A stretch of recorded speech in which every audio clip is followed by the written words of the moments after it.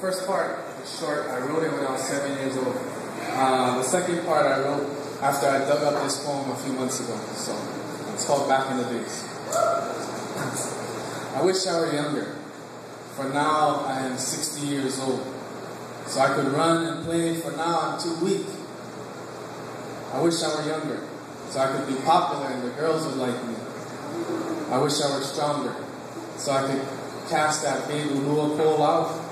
But now I can only sit and make throw nets and crab nets. But the best is that I can teach my knowledge to the younger fishermen. Part 2011.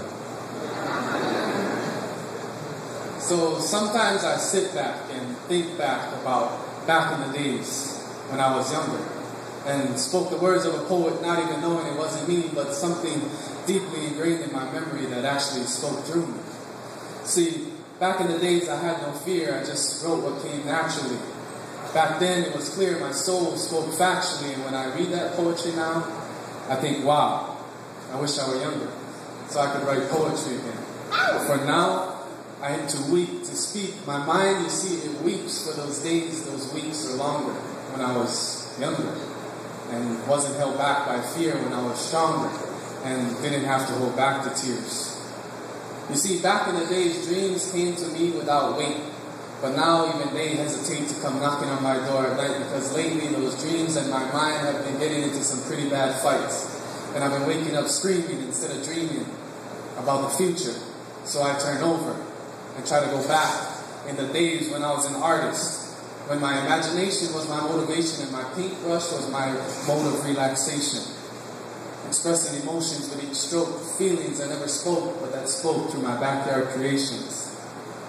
See, I want to go back in the days when love was free to be whatever you wanted it to be. Whether that be just sitting in a tree at KISSING or simply writing poetry.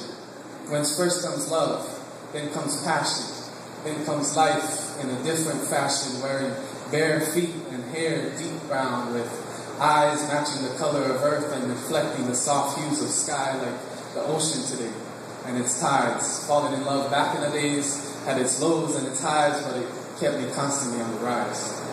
See, I want to go back in the days when we actually used to look up at each other in the eyes as we passed each other by instead of always casting our eyes down at our iPads and our phones loud like we don't even know how to have a conversation with a human being. Communication, looking without seeing, touching without feeling, living without breathing. Seems like lately it's just in our hands instead of our minds we've been free. See, I want to go back in the days when we men showed women respect. You know, the kind of respect that one would expect to be shown to the ones who give birth to our nations. You know, when we honored the womb of our creation instead of treating it like just some space for our immature masculine ejaculation. If 1 + 1 = 2, that means that at least 0.5 of you is the woman in you raising you. Why else do you think they said Superman was half man and half amazing too? See, I want to go back in the days when you could grow what you eat and you could eat what you catch before the military, the free poisoned our land and seas. You know, when candy grew on trees, not because candy grew on trees, but because what grew on trees fulfilled those cravings perfectly. Before we became prisoners to our own dependency. When living sustainably was a natural tendency instead of just some words on a sign that we standing in line at the supermarket tend to see. Remember when we actually used to tend to seeds? See, I want to go back in the days when life and land were held sacred.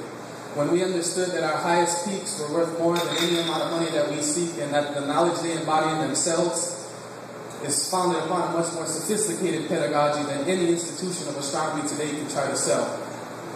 Remember when we actually used to recognize all our genealogical relations and treat them well.